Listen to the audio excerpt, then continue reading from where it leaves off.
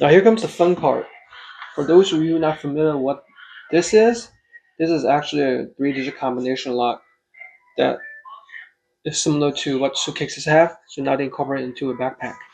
All right. So how these work is you have these zippers right here where you would place it in here to lock the bag. So the main compartment, okay. So let's gonna slide open because that's the factory number. Okay. So we'll place it here. See how that automatically locked it? Alright, so now your bag is locked. And of course, when you have a lock, you want to move it to any number so that way people don't know. See how it's locked?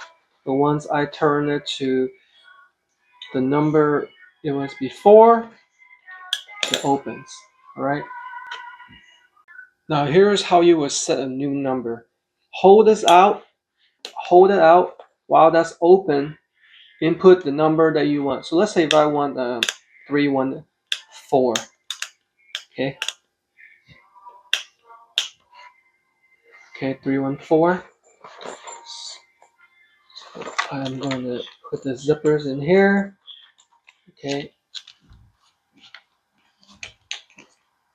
Okay, so now it's locked. So move it any number. People can't open it because they don't know the combination now. So I've set a new lock successfully.